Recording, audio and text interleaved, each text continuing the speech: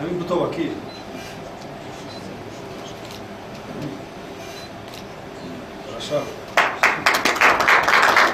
دوستان عزیز این رقابت 3 راوند 2 دقیقه است. مبارزه بحری بالست آوردن کمربند است. از این رقابت تماشا کنید و حلاوت برید.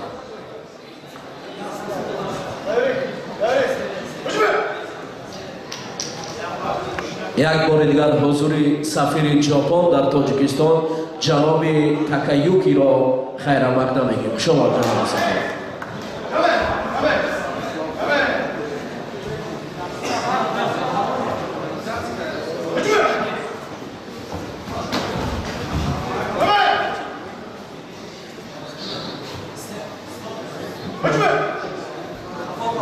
خواهش میکنیم امرو سپارش های داور رو ورزشکاران قطعیانه رعایت کنند.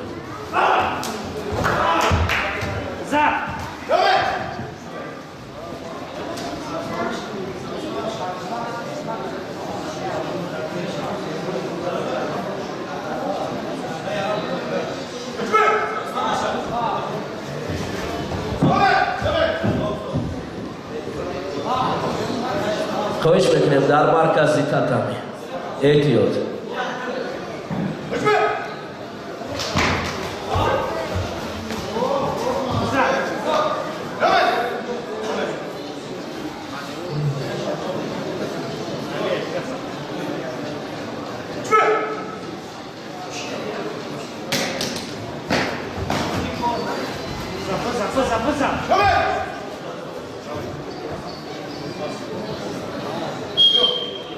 دوستان عزیز این رقابت خوب گذشت، اما در اینجا ورزشکار عبدالمومن شریفوف غالبیت را به دست آورد. یک کم به خاطر شهرام نیست، با همین وزن بر مقابل رقیب آمده است. آفرین، مبارک شود.